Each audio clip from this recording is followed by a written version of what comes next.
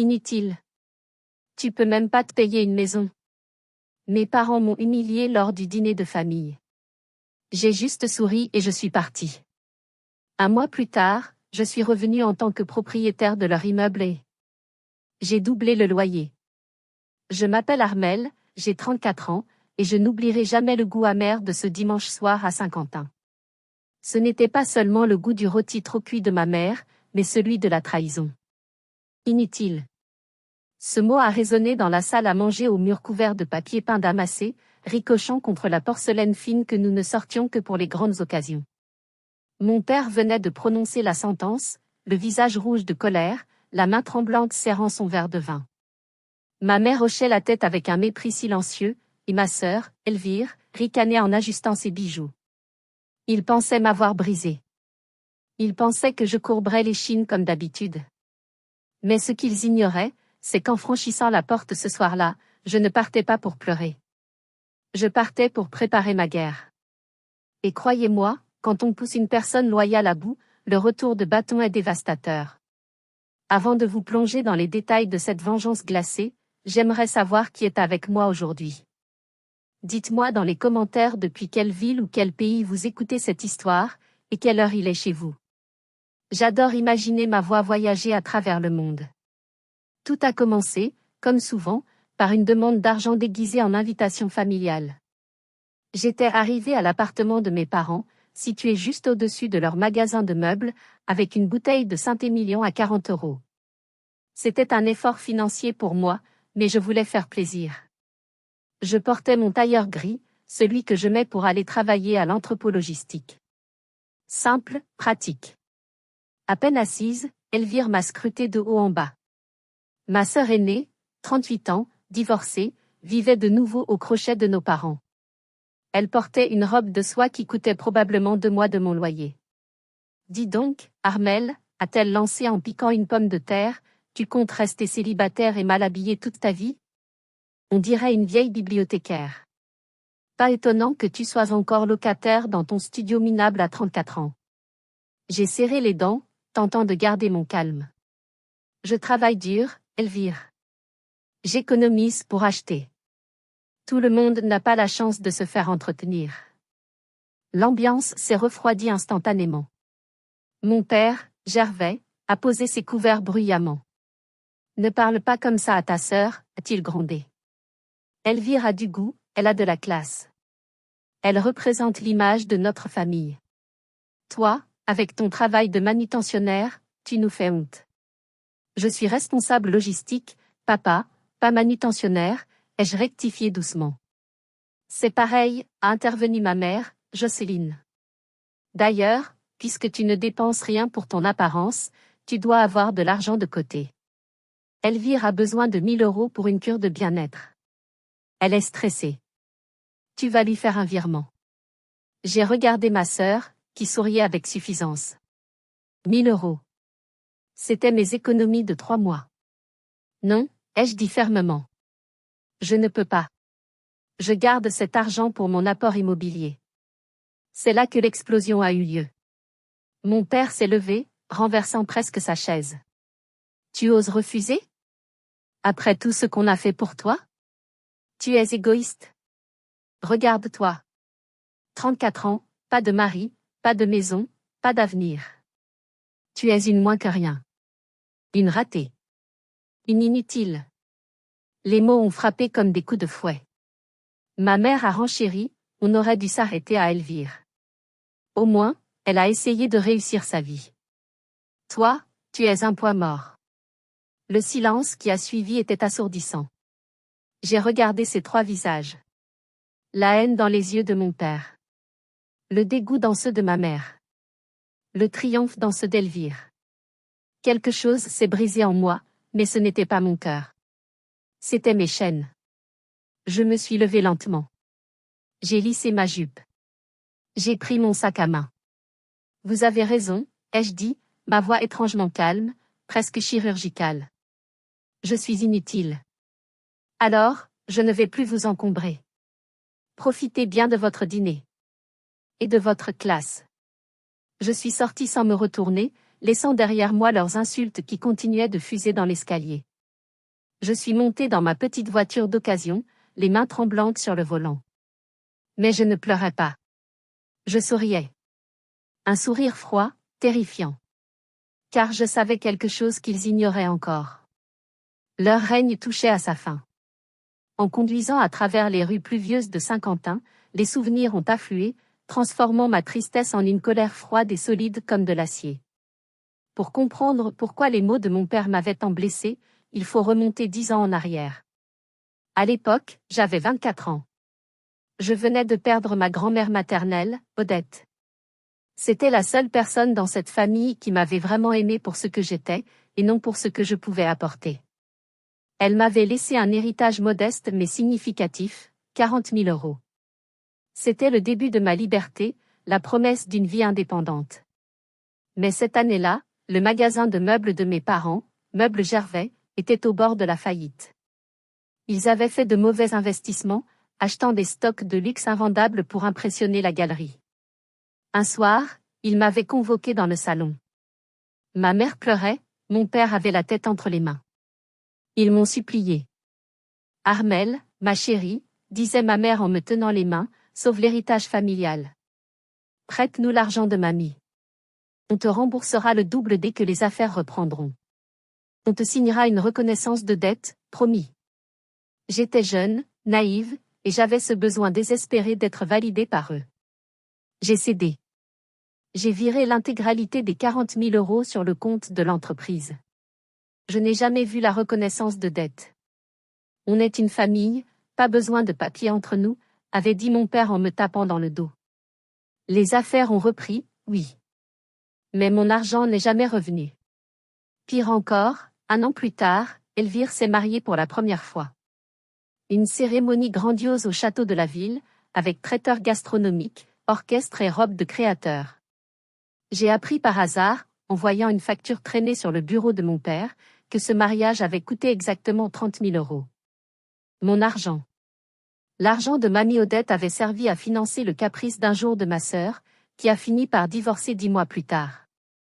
Quand j'ai osé réclamer mon dû, on m'a traité de jalouse. Tu devrais être heureuse pour ta sœur, m'avait lancé ma mère. Elle a besoin de ce mariage pour son statut social. Toi, tu n'as besoin de rien, tu es débrouillarde. C'était ça, ma place dans la famille. La roue de secours. La vache à lait. Celle qu'on appelle quand il faut déménager des cartons ou prêter de l'argent, mais qu'on cache quand les invités importants arrivent. Ce soir-là, en rentrant dans mon petit appartement, j'ai regardé la photo de mamie Odette sur ma table de nuit. Pardonne-moi, mamie, ai-je chuchoté. J'ai laissé ton cadeau être souillé par leur vanité. J'ai repensé à toutes les fois où Elvire m'avait humiliée. Comme cette fois où elle avait volé une bague en or de ma mère pour la revendre et s'acheter de la drogue douce, avant d'accuser ma négligence. J'avais été mise à la porte pendant 1 semaine, en plein hiver, obligée de dormir dans ma voiture. La douleur était vive, mais elle était nécessaire. Elle était le carburant dont j'avais besoin. J'ai pris mon téléphone et j'ai composé le numéro de Tanguy, mon fiancé. Sa voix douce m'a apaisée, mais quand je lui ai raconté le dîner, j'ai senti sa colère monter. C'est fini, Armelle, a-t-il dit. Tu ne peux plus les laisser te piétiner. Je sais, ai-je répondu. Et je ne vais pas seulement arrêter de me faire piétiner. Je vais renverser la table. Je ne savais pas encore à quel point j'avais raison. Le destin allait me donner une arme bien plus puissante que ma simple colère. Le lendemain matin, un lundi gris et pluvieux, mon téléphone a vibré alors que je supervisais le chargement d'un camion à l'entrepôt. C'était Viviane. Viviane est ma meilleure amie depuis le lycée, et elle est aussi directrice d'agence bancaire à Saint-Quentin. Sa voix était basse, pressante, dépourvue de la gaieté habituelle. Armelle, tu peux passer à l'agence pendant ta pause déjeuner? C'est urgent. Et, c'est grave. Mon cœur a fait un bond. Viviane ne m'appelait jamais au travail. À midi pile, j'étais dans son bureau vitré, les stores baissés. Elle m'a tendu un verre d'eau avant même de parler. Écoute, je vais enfreindre le secret professionnel, mais tu es comme ma sœur et je ne peux pas te laisser dans l'ignorance, a-t-elle commencé. Elle a tourné son écran d'ordinateur vers moi. Ce que j'ai vu m'a glacé le sang. Le dossier concernait la SCI, Société Civile Immobilière, de mes parents. L'immeuble du centre-ville, celui qui abritait leur magasin au rez-de-chaussée et leur appartement au dernier étage, était en rouge clignotant. Ils sont en défaut de paiement depuis 6 mois, Armel. La banque a lancé la procédure de saisie immobilière. L'immeuble va être mis aux enchères judiciaires dans 3 semaines. J'étais stupéfaite. Mais, ils viennent de refaire la vitrine. Ils roulent en SUV neuf. Comment est-ce possible? Viviane a soupiré. C'est de la poudre aux yeux. Ils sont endettés jusqu'au cou. Mais ce n'est pas le pire. Regarde ça. Elle a pointé une ligne sur le relevé bancaire datant d'1 an auparavant. Un virement sortant de 200 000 €. Ils ont hypothéqué l'immeuble au maximum pour dégager cette trésorerie. Tu sais où est allé l'argent? J'ai secoué la tête, la gorge sèche. Sur le compte d'une société écran basée à Malte. C'était pour le fameux projet de galerie d'art numérique d'Elvire. Une arnaque aux crypto-monnaies. Ils ont tout perdu en 3 mois. J'ai dû m'asseoir pour ne pas tomber. Mes parents avaient hypothéqué leur toit, leur outil de travail, l'héritage familial, pour financer un caprice d'Elvire. Une arnaque évidente. Et hier soir, mon père m'insultait parce que je ne voulais pas donner 1 000 €. Ils étaient au bord du gouffre, à 2 doigts de devenir SDF, et ils trouvaient encore l'énergie de m'humilier? Ils sont fous, ai-je murmuré. Ils ont sacrifié leur sécurité pour elle.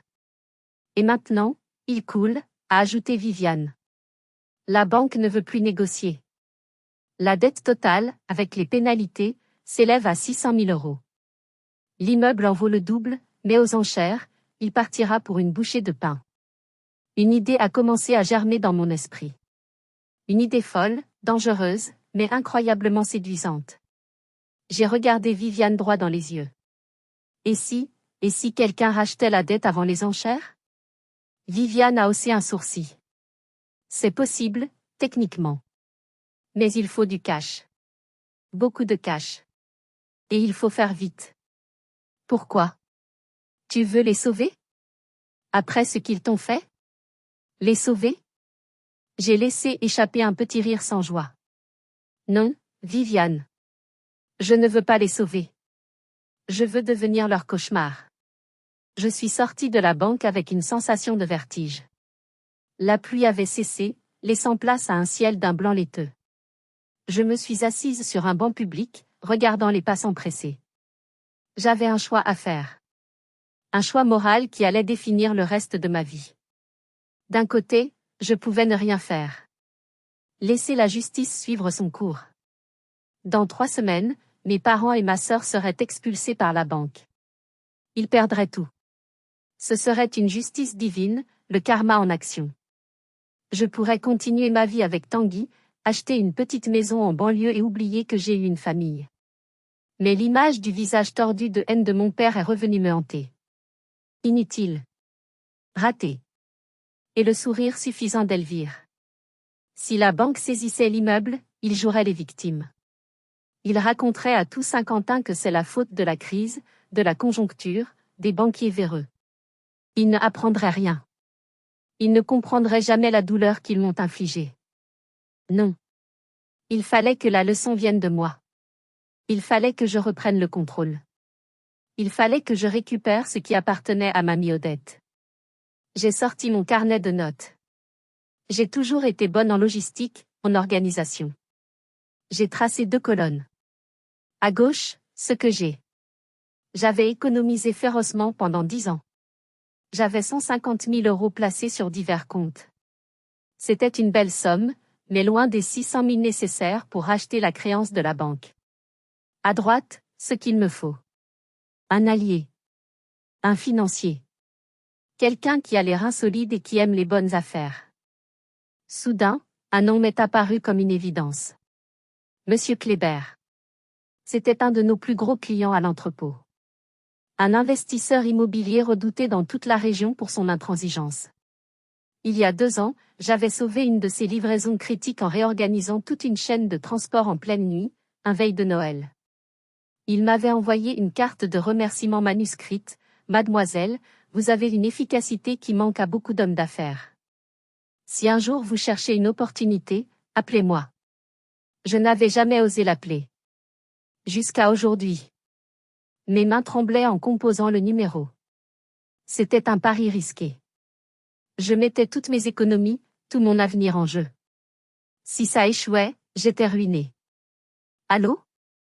La voix grave et rocailleuse de Monsieur Kléber a résonné. Bonjour Monsieur Kléber, c'est Armelle, de la logistique Transnord. Ah, la magicienne des transports. Que me vaut cet honneur? Vous démissionnez? Non, monsieur. J'ai une proposition d'affaires. Un immeuble en centre-ville, emplacement numéro 1. Rentabilité potentielle de 15%. Mais j'ai besoin d'un partenaire rapide et discret. Il y a eu un silence. Puis un petit rire. Vous avez mon attention, Armelle. Venez à mon bureau dans 1 heure. J'ai raccroché, le cœur battant à tout rompre. J'étais sur le point de franchir la ligne rouge. Je passais du statut de fille docile à celui de prédatrice. Je me tourne vers vous maintenant. Si vous étiez à ma place, auriez-vous laissé le karma agir seul, ou auriez-vous pris le risque de tout perdre pour leur donner une leçon inoubliable? Dites-moi ce que vous auriez fait dans les commentaires. C'est une décision lourde, je le sais. Mais à ce moment-là, assise sur ce banc, je ne me sentais plus inutile. Je me sentais puissante. Le bureau de Monsieur Kléber sentait le cuir et le tabac à pipe. C'était un homme imposant, aux cheveux gris brossés en arrière, avec un regard qui semblait scanner votre âme pour en évaluer la valeur marchande. Je me suis assise face à lui, j'ai posé mon dossier sur son bureau en acajou et j'ai commencé mon pitch. Je n'ai pas parlé de famille. J'ai parlé de chiffres. L'immeuble est situé rue de la République. 3 niveaux. Rez-de-chaussée commercial de 150 mètres carrés, actuellement sous-exploité par un magasin de meubles démodés. Premier étage, bureau vide. Deuxième étage, appartement de fonction de 120 mètres carrés. Valeur vénale, 1,2 million d'euros. Dette à racheter, 600 000 euros. Kléber a hoché la tête, impassible. C'est une belle décote. Mais pourquoi la banque vous la vendrait à vous plutôt que de passer aux enchères? Parce que j'ai une amie à la direction qui peut accélérer le dossier si nous présentons une offre ferme et immédiate de rachat de créances. La banque veut nettoyer son bilan avant la fin du trimestre. Il préfère 600 000 euros tout de suite plutôt qu'une procédure aléatoire. Et votre plan de rentabilité, a-t-il demandé. On expulse les occupants actuels, ai-je dit sans ciller. On transforme le rez-de-chaussée en supérette de proximité, il y a une forte demande dans le quartier. Les étages deviennent des bureaux de coworking et 2 appartements locatifs. J'ai déjà fait les projections. Cash flow positif dès le 6e mois. Kléber m'a fixé longuement. Vous semblez bien connaître les occupants actuels pour savoir qu'ils sont sous-exploités. J'ai pris une grande inspiration. Ce sont mes parents. Et ma sœur. Il a haussé un sourcil, surpris pour la première fois. Vous voulez expulser vos propres parents? C'est froid. Très froid. Ils m'ont volé, humilié et renié, ai-je répondu, ma voix ne tremblant pas, pour moi, ce n'est plus une famille. C'est un passif toxique. Je mets 150 000 euros de ma poche. C'est tout ce que j'ai. Je vous demande de mettre les 450 000 restants. Je gérerai tout, les travaux, les locataires, l'administratif. Vous aurez 85% des parts, j'en prends 15%. Mais je veux être la gérante. Je veux être celle qui signe les papiers. Kléber a souri. Un sourire de loup qui a reconnu un autre loup. J'aime votre audace, Armelle. Et j'aime encore plus l'argent. 15% pour vous, c'est peu pour tout le travail, mais c'est le prix de votre vengeance, j'imagine? C'est le prix de ma liberté, ai-je corrigé? Marché conclu. Nous allons créer une SCI. Comment voulez-vous l'appeler? J'ai réfléchi une seconde. Imo-Justice. Kléber a éclaté de rire et a serré ma main. Sa poigne était ferme. En sortant de son bureau, j'avais le vertige. Je venais de vendre mon âme au diable, peut-être, mais pour la première fois de ma vie, j'avais les commandes. Les jours suivants ont été un tourbillon de démarches administratives, de rendez-vous chez le notaire et d'échanges tendus avec la banque. Tout devait se faire dans le plus grand secret. Si mes parents apprenaient que la dette était rachetée, ils pourraient tenter une manœuvre désespérée. Mais ils étaient trop occupés à maintenir les apparences pour surveiller leurs arrières. J'étais devenue une actrice. Le jour, je gérais mes camions. Le soir, je devenais copropriétaire d'un empire immobilier naissant. Et la nuit, je rêvais du moment où le masque tomberait. Pendant les 2 semaines nécessaires à la finalisation de la transaction, je suis retournée une fois chez mes parents. C'était un dimanche, pour récupérer quelques cartons de livres que j'avais laissés dans mon ancienne chambre ou plutôt, le débarras qui me servait de chambre quand je daignais rester là-bas. L'ambiance était surréaliste. C'était comme observer les passagers du Titanic danser alors que l'iceberg avait déjà déchiré la coque. Elvire était affalée sur le canapé en velours, son téléphone monté sur un trépied lumineux. Elle faisait un unboxing en direct sur Instagram. Regardez mes chéris, minaudait-elle en sortant un sac à main d'une boîte orange. Le dernier modèle, une pure merveille. Merci à mon sponsor secret, chut. Je savais pertinemment que c'était une contrefaçon achetée sur un site chinois, mais ses followers l'ignoraient. Elle vendait du rêve avec de l'air. Ma mère, Jocelyne, était au téléphone dans la cuisine, hurlant sur un fournisseur.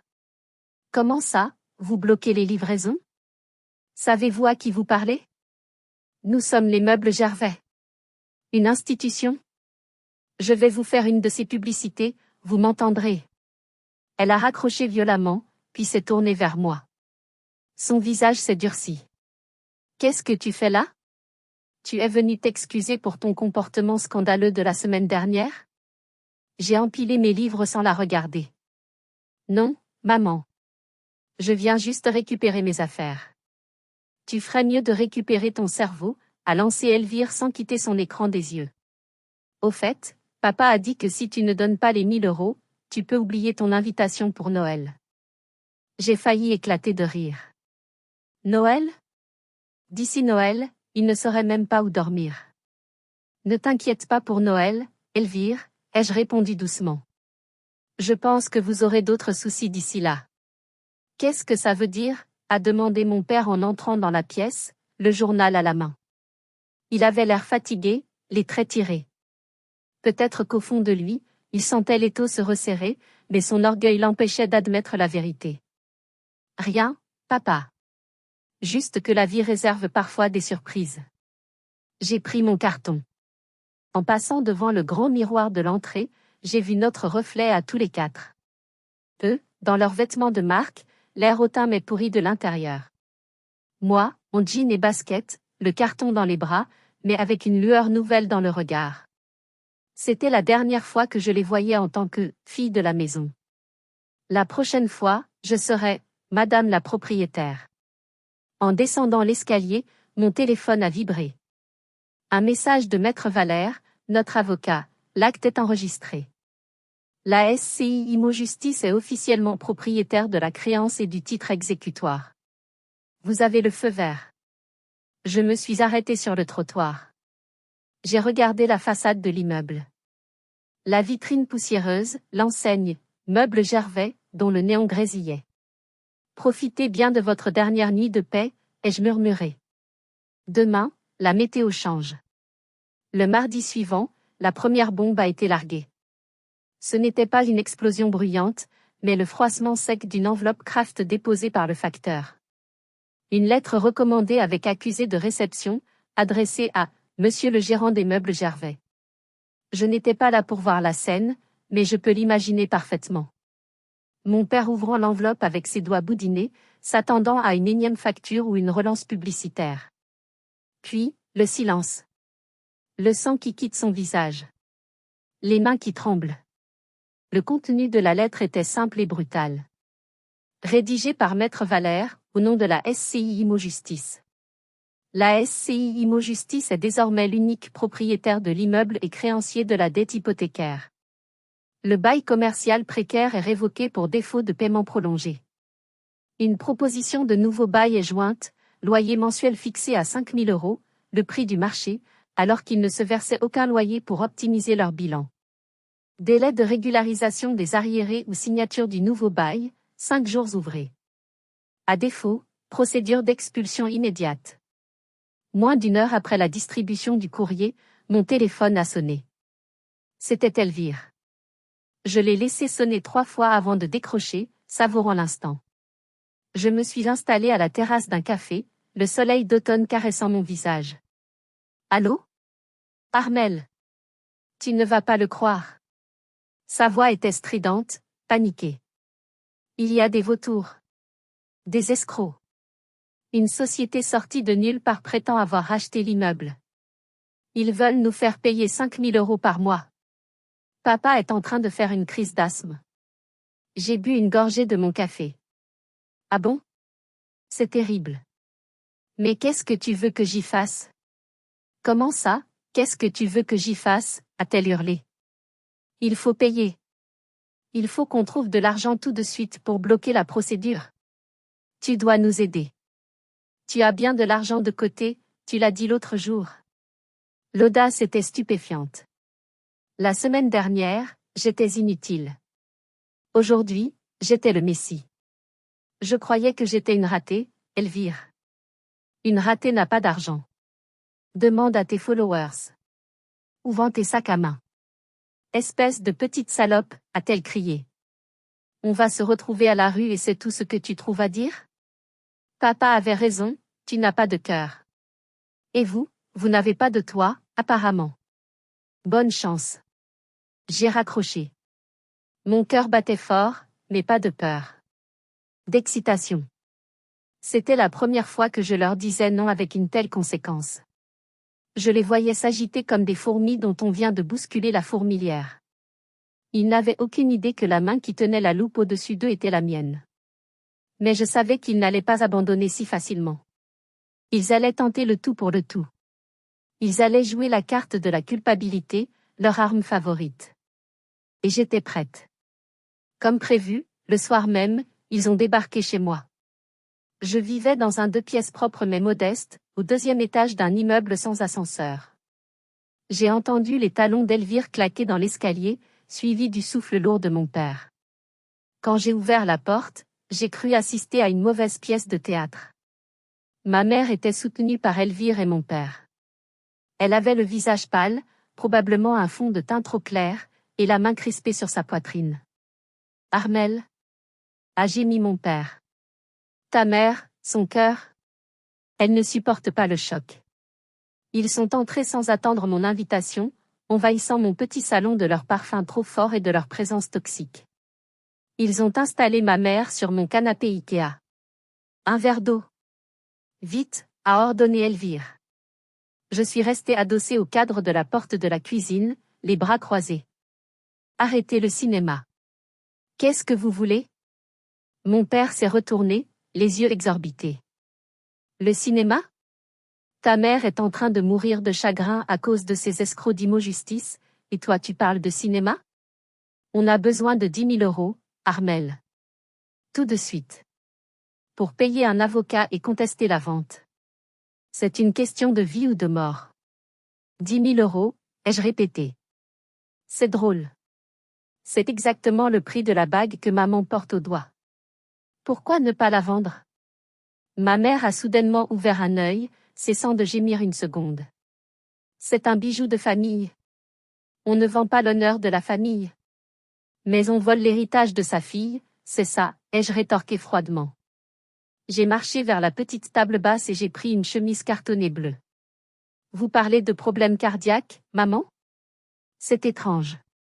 J'ai ici une copie de ton bilan de santé de la semaine dernière, celui que tu as fait pour ton assurance vie. Merci à mon réseau. Merci à Saint-Quentin, petite ville où tout se sait. J'ai jeté le dossier sur ses genoux. Tension artérielle, 12/7. Électrocardiogramme, normal. Cholestérol, un peu élevé, sans doute à cause du foie gras. Ton cœur va très bien, maman. C'est ta conscience qui est malade. Le silence dans la pièce a été total. Ma mère s'est redressée, oubliant instantanément son rôle de mourante. Son visage est passé de la pâleur feinte à une rougeur de rage.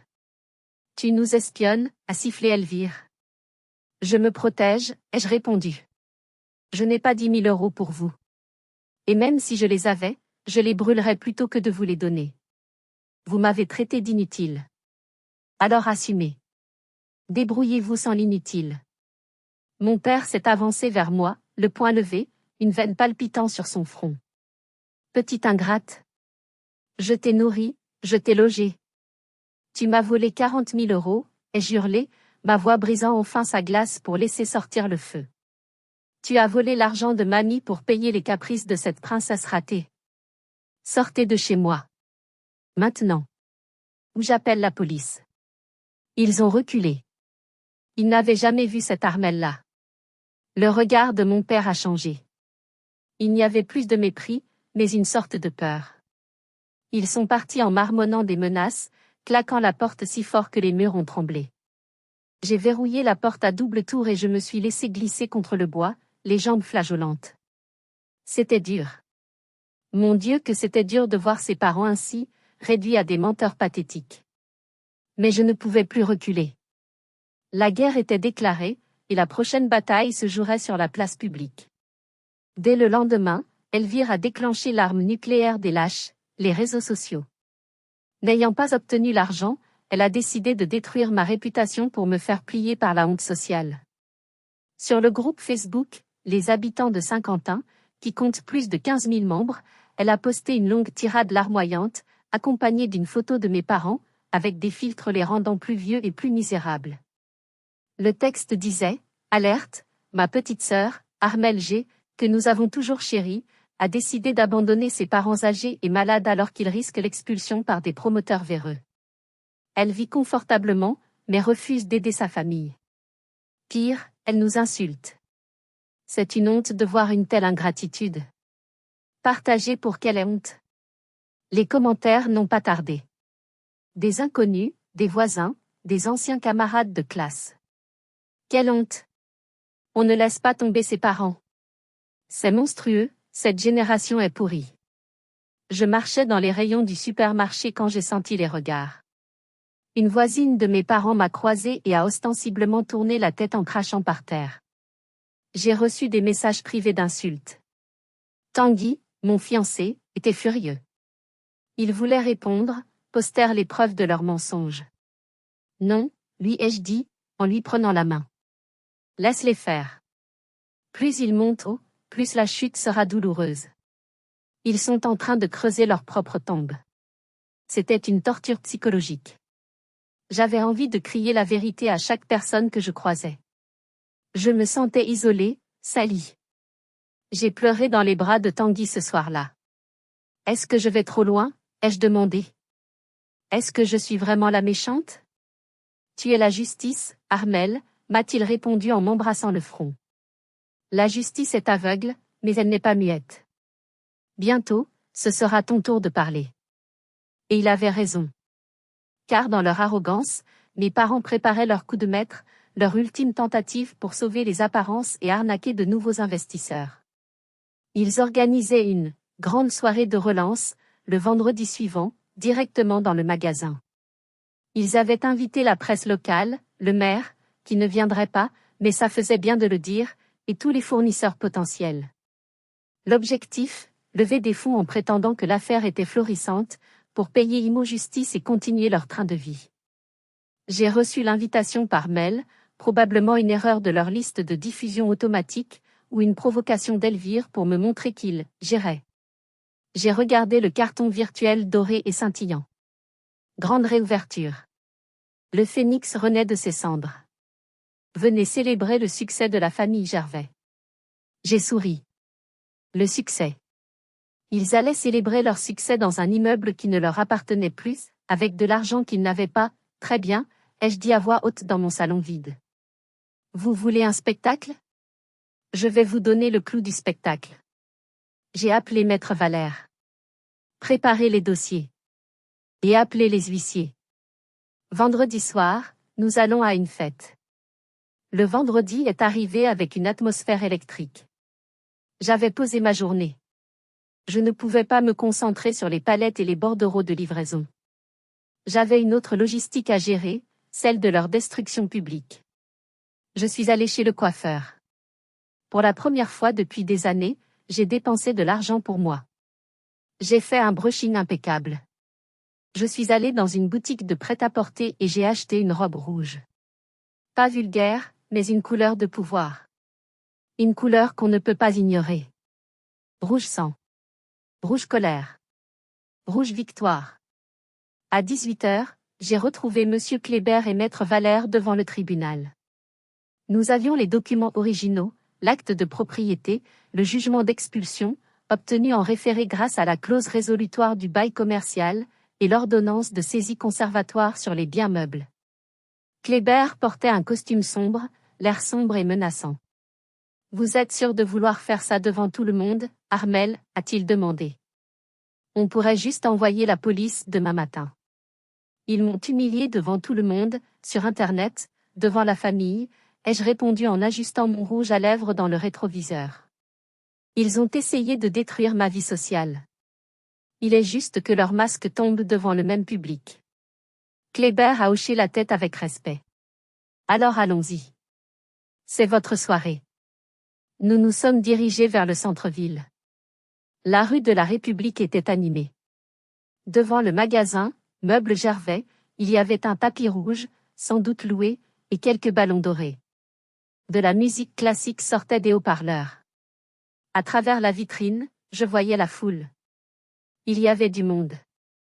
Des curieux, des créanciers qui espéraient être payés, des amis de la famille qui croyaient encore au mythe.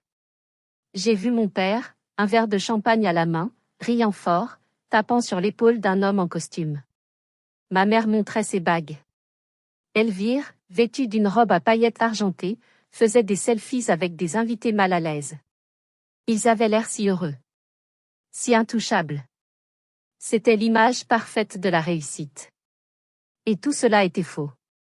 Chaque sourire était un mensonge. Chaque gorgée de champagne était volée. Mon cœur battait la chamade, mais mes mains étaient stables.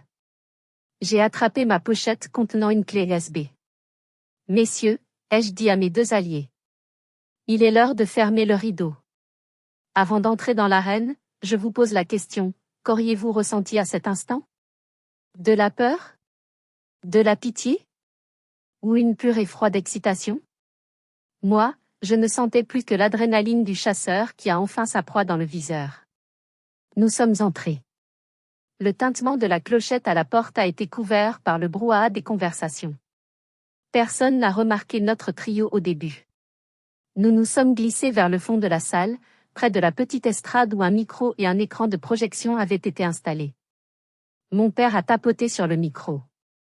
Le Larsen a fait grimacer l'assistance. Mesdames, messieurs, merci d'être venus si nombreux, a-t-il tonné, sa voix pleine d'une assurance retrouvée, ou simulée par l'alcool. La famille Gervais a traversé des moments difficiles, c'est vrai. Des rumeurs malveillantes ont circulé. Il a marqué une pause, prenant un air de martyr. Diffusé par des proches jaloux de notre succès. Mais ce soir, nous vous prouvons que les meubles Gervais sont plus solides que jamais. Nous avons de grands projets. Des applaudissements polis ont retenti. Elvire applaudissait le plus fort, un sourire figé sur les lèvres. Nous allons lancer une nouvelle gamme de luxe, et pour cela, nous ouvrons notre capital à de nouveaux partenaires. C'était le moment. Je n'ai pas attendu qu'il finisse son mensonge. J'ai fait signe à Maître Valère qui a coupé la musique depuis la console son. Le silence est tombé brutalement. J'ai marché vers l'estrade. Le claquement de mes talons sur le parquet ciré résonnait comme des coups de feu. Les têtes se sont tournées. J'ai vu le visage de mon père se décomposer. Le sourire d'Elvire s'est effacé comme une tache de craie sous la pluie. Armel, a balbutié mon père hors micro. Qu'est-ce que tu fais ici? Sors. Tu n'es pas invité. J'ai pris le micro de ses mains sans effort, tant il était tétanisé. Je me suis tourné vers la foule. J'ai reconnu le banquier local, le boulanger, les voisins qui m'avaient insulté sur Facebook. Bonsoir à tous, ai-je dit, ma voix claire et puissante. Mon père a raison. Il y a de grands projets pour cet immeuble. Mais il a oublié un détail important. J'ai branché ma clé USB sur l'ordinateur connecté au projecteur. L'image du logo, Meubles Gervais, a disparu. À la place, un document officiel est apparu en grand format. Acte de propriété. Propriétaire, SCI Imo Justice. Gérante, Mademoiselle Armelle G. Un murmure a parcouru la salle. Papa, maman, Elvire, ai-je continué en me tournant vers eux. Vous avez dit à tout le monde que j'étais une fille ingrate qui abandonnait ses parents. Vous m'avez traité d'inutile parce que je ne pouvais pas me payer une maison. J'ai fait un pas vers eux. Ils reculaient, acculés contre le mur de leurs propres mensonges. Vous aviez raison. Je n'ai pas acheté une maison. J'ai acheté votre maison. J'ai racheté votre dette de 600 000 €. Celle que vous avez créée pour financer les arnaques d'Elvire. J'ai cliqué sur la télécommande. Une nouvelle diapositive est apparue, les relevés bancaires montrant les virements vers le compte frauduleux et les factures impayées des fournisseurs présents dans la salle. Monsieur Martin, ai-je dit en pointant un fournisseur de bois. C'est 15 000 € qu'ils vous doivent? Ils ne les ont pas. Ils ont tout dépensé en robes et en fêtes. La salle était en ébullition. Les gens criaient. Mon père suffoquait, s'agrippant à sa cravate. Ma mère pleurait pour de bon cette fois. Elvire s'est jetée sur moi. Coupe ça. Coupe ça, espèce de folle, a-t-elle hurlé en essayant de m'arracher la télécommande.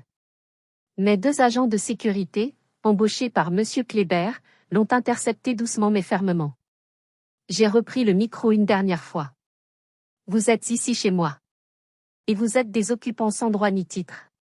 Le loyer n'a pas été payé. Le bail est résilié.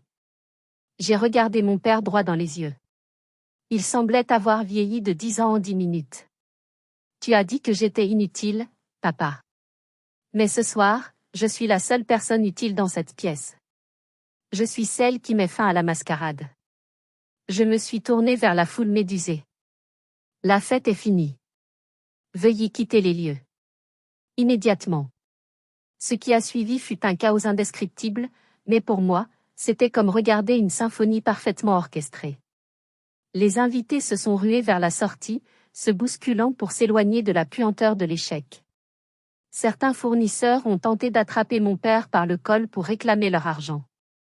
C'est la police, appelée par des voisins inquiets du tapage, qui a dû intervenir pour éviter le lynchage. Mais le plus dur restait à venir pour eux. 2 huissiers de justice, accompagnés d'un serrurier, sont entrés en scène. Monsieur Gervais, madame, a dit l'huissier d'un ton monocorde. En vertu de l'ordonnance du tribunal, nous procédons à la saisie conservatoire des stocks et à l'expulsion des lieux. Vous devez partir. Ce soir. Mais, on habite en haut, a pleurniché ma mère, son maquillage coulant sur son visage ravagé. C'est notre maison. Où allons-nous dormir? L'appartement est un logement de fonction lié au bail commercial, a précisé Maître Valère. Plus de bail, plus de logement. Vous avez 1 heure pour prendre vos effets personnels essentiels. Le reste sera inventorié. J'ai assisté à leur déchéance. Je les ai vus courir dans l'appartement du dessus, jetant des vêtements en vrac dans des sacs poubelles. Elvire essayait de cacher des bijoux dans son soutien-gorge, mais l'huissier la surveillait. Laissez ça, mademoiselle. C'est un actif de la société. Quand ils sont redescendus sur le trottoir, il était minuit. La rue était déserte, à l'exception de quelques réverbères qui projetaient une lumière crue sur leur misère. Ils avaient 3 valises et quelques sacs plastiques. Leur belle tenue de soirée semblait ridicule dans le froid de la nuit. Mon père s'est tourné vers moi. Il n'avait plus de colère. Juste un désespoir infini. Armelle, on est tes parents. Tu ne peux pas nous laisser à la rue. J'ai senti une pointe de pitié. Une toute petite pointe. Mais je l'ai écrasée en repensant à mes 10 ans de sacrifice, à mamie Odette, et aux mots inutiles. Vous avez la voiture, ai-je dit. Et Elvire a beaucoup d'amis sur Facebook, non? Peut-être que l'un d'eux vous hébergera. J'ai fait signe à Monsieur Kléber. Le serrurier a changé le barillet de la porte d'entrée. Le bruit du métal qui s'enclenche a été le son le plus satisfaisant de ma vie. C'était le son d'un chapitre qui se ferme définitivement. Ils sont montés dans leur SUV, qui allaient être saisis la semaine suivante par la société de leasing, et ont démarré. Elvire me regardait par la vitre arrière avec une haine pure, mais je m'en fichais. Je n'avais plus peur d'elle. Elle n'était plus qu'un fantôme dans une robe à paillettes. Je suis restée seule devant l'immeuble avec Kléber. Beau travail, partenaire, a-t-il dit en allumant une cigarette. C'était brutal. Mais nécessaire. Oui, ai-je répondu en regardant les étages sombres. Maintenant, on peut enfin construire quelque chose de solide ici. 3 mois ont passé.